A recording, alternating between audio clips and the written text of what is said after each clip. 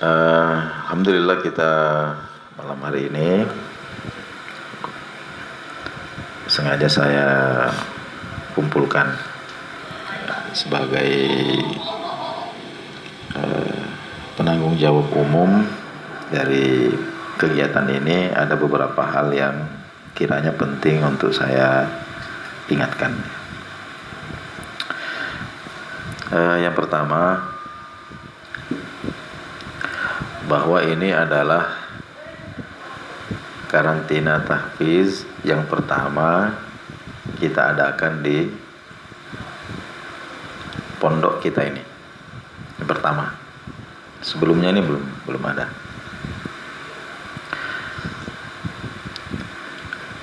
Nah,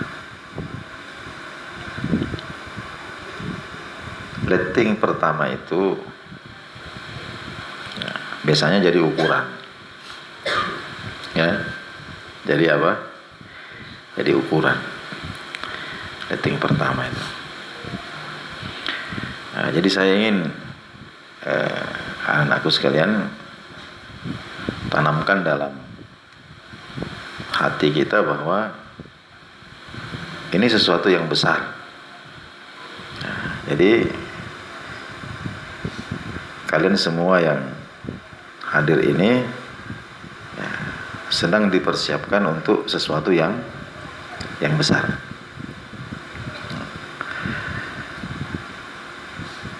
Jadi bukan hanya masalah teknis yang perlu kita mantapkan, ya. Tapi jauh lebih penting daripada itu adalah persiapan batin kita, persiapan ruhiyah kita, ya, untuk memantaskan diri, ya, untuk memantaskan diri kita ini, ya, disematkan suatu predikat yang besar sebagai seorang hafiz Quran. Ini besar ini. Presiden aja kalah.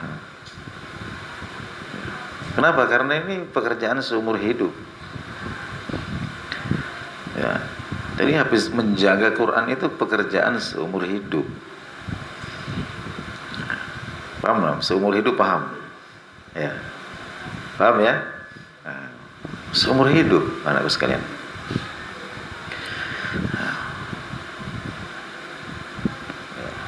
Allah mengatakan inna nahnu nazzalna dzikr wa inna lahu lahafizun.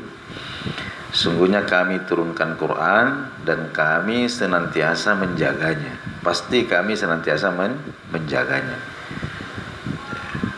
Bagaimana Allah menjaga Quran itu? Salah satu di antaranya adalah dengan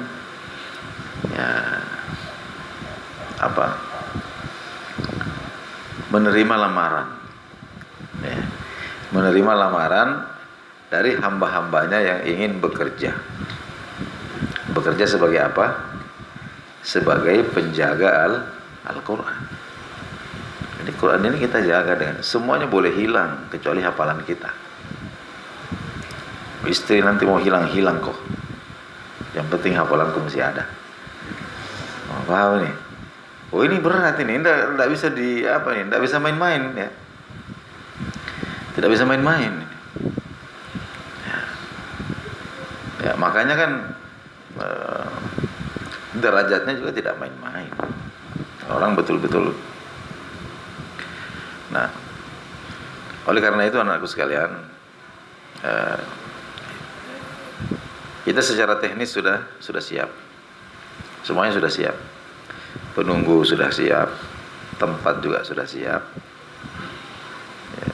Yang mau urus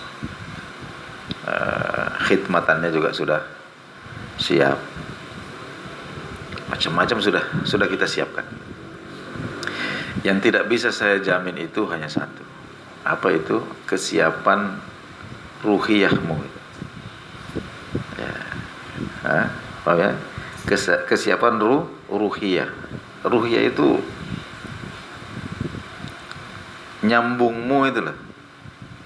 Ya, nyambung hatimu itu dengan yang yang punya Quran. Itu yang saya tidak bisa jamin. Nah, saya punya teman tapi agak jauh lebih senior daripada saya. Beliau punya majelis karantina itu, termasuk beliau yang mempelopori ada yang disebut dengan karantina menghafal Quran 30 juz 30 hari. Dulu pernah datang di sini Ustadz Ahmad Jaze. Ustadz Ahmad Jaze itu termasuk alumni dari karantina yang diselenggarakan oleh kawan saya itu. Sekarang tempat karantina beliau itu ada di mana-mana. Sampai di Brunei, di Malaysia, Singapura, sampai di Australia. Ada karantina tahfiznya. Sebenarnya saya kemarin datang ke rumah beliau, minta waktu dan kesempatan beliau untuk datang ke sini, apakah tanggal 11 atau tanggal 12 untuk memberikan bayan kepada calon-calon peserta karantina. Namun ya Allah menghendaki bahwa ternyata tanggal 9 itu beliau sudah harus di Brunei. Tanggal 9 di 10 di Brunei, 11-12 di Malaysia, kemudian tanggal 13 di Singapura, baru balik ke Jakarta.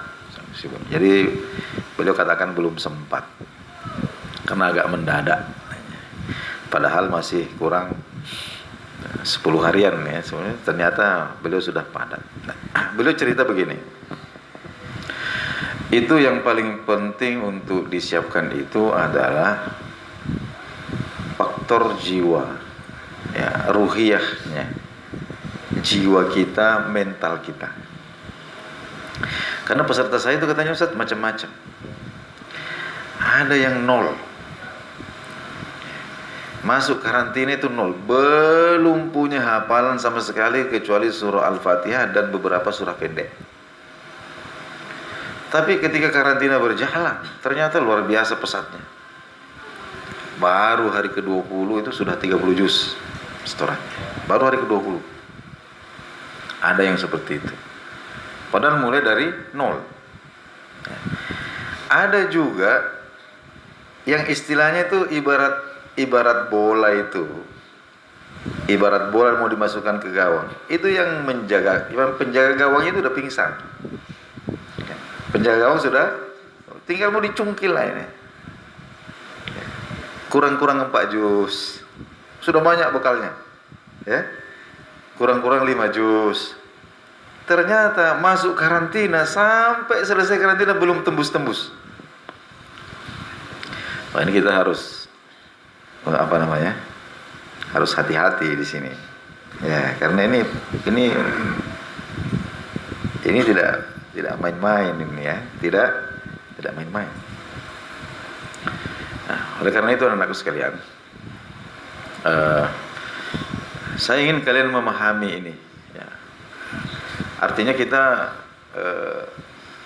meyakini bahwa ada faktor X ya di balik faktor teknis itu. Ya. Ini kalau Allah mudahkan itu, ya. Jadi ya. Makanya ini ada kesempatan untuk pulang. Jadi itu hukumnya itu sebenarnya begini. Dibolehkan pulang meskipun tidak dianjurkan. Paham ya? Pulang boleh Ustaz? Boleh. Tapi tidak saya anjurkan sebenarnya. Kenapa? Karena jelek-jelek begini itu ruhiyahmu di sini itu sudah ada, ibarat pesawat mau landing itu lampu-lampu di pinggir landasan ini sudah menyala. Aku sudah tengok jalan lah ceritanya. Ya. Sebab kalau kita di rumah ini, anakku sekalian, ya, saya punya firasat buruk. Tidak, ini faktor yang Ya tentu seiring dengan bertambahnya umurmu nanti itu kamu punya ada sinyal-sinyal di hati itu yang nah, terutama itu interaksi dengan handphone. Karena interaksi dengan handphone ini handphone benda mati tapi bisa menghubungkan kita dengan berbagai macam makhluk hidup. Makhluk hidup macam-macam di rumah. Yang kedua ini yang paling saya khawatirkan ya. Kalau sampai di rumah itu ada sesuatu yang kemudian membuat bapak atau ibu kita itu nggak ridho sama kita. Apakah karena susah dibangunkan subuh hari, atau ambil kunci motor tidak izin, Allahu alam. Tapi kok ada mangkel-mangkelnya bapak atau mangkel-mangkelnya mama, itu bahaya itu. Karena kamu sedang dipersiapkan untuk sesuatu yang ya ini yang saya maksud dengan menjaga faktor. Kelihatannya itu tidak ada hubungannya.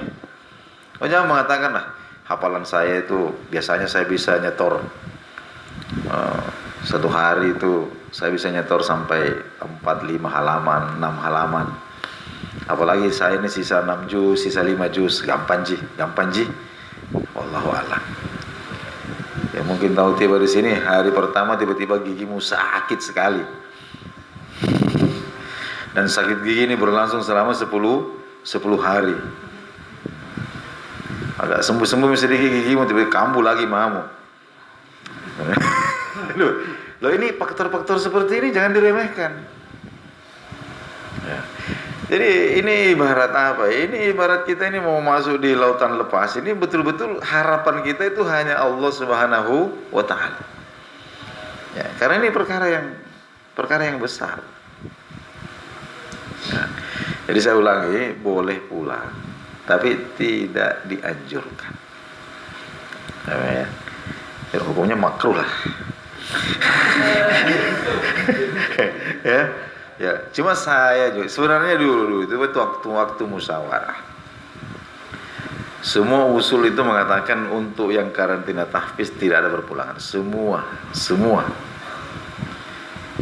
Kemudian saya dikasih untuk memutuskan, saya putuskan ada. Kenapa?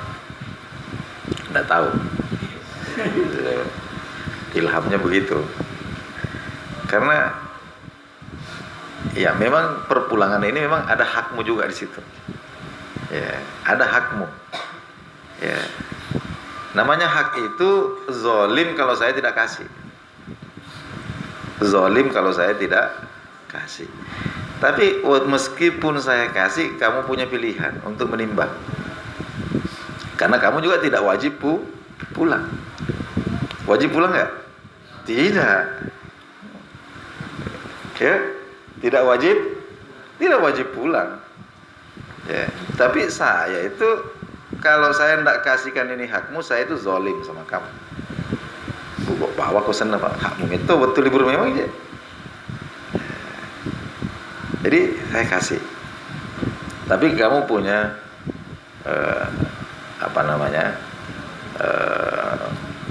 kemerdekaan untuk menimbang mana kira-kira yang lebih maslahat, mau pulang atau tinggal di pondok. Yang pertama, kamu pulang ya, satu ya, pulang tanggal 5, datang ke sini tanggal 10, sudah satu kali PP ya. Tanggal 28 pulang lagi, datang ke sini tanggal 15 Syawal. Berarti kamu itu bolak-balik berapa? 4 kali. Iya, kalau yang rumahnya di mana? Di sini Ji, di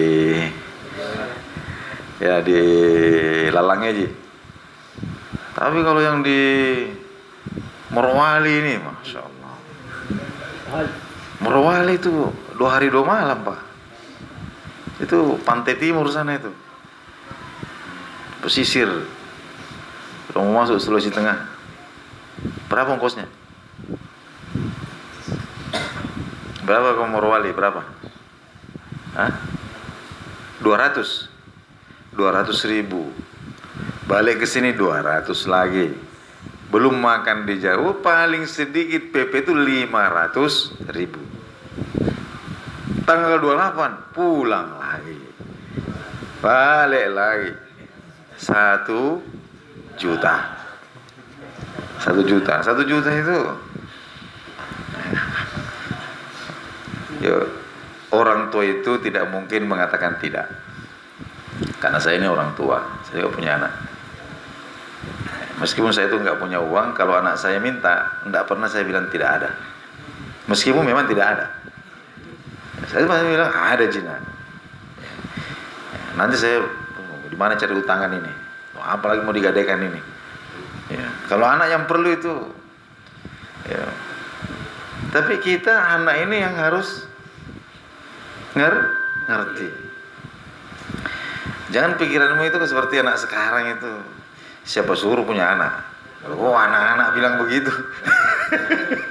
Itu salah sendiri bapak punya anak. Jangan sampai begitu. Masya Allah. Hah? Coba yang di Morowali ya, yang kayak di Morowali. Di mana lagi ini yang Palu? Masya Allah, Palu itu gila lagi Palu ini. Gila lagi. Palu sekarang itu mungkin tidak kurang dari 300 atau 350. Ya. Naik bis berapa sekarang? Ke Palu. Ya, karena saya ini nanti mau ke Sulawesi Tengah juga tanggal 10, mau ke Bankir sana itu, antara lewati Palu. Itu panitia tadi sudah kirimkan uang untuk sewa mobil. Ternyata dari Sopeng ke sana itu, dari Palu ke sana itu masih 6 jam atau 7 jam. Biasanya naik mobil itu sekitar 30 atau 34 jam naik mobil. Itu ongkos mobil satu orang 1 juta. 1 juta. PP 2 juta. Tapi bukan saya yang bayar, jadi santai aja. Nah, jadi tolong dipertimbangkan juga keadaannya orang tua. Apalagi yang baru-baru pulang. Sialo Mekah. Sialo nak kalau si lesul Yesu. Ya.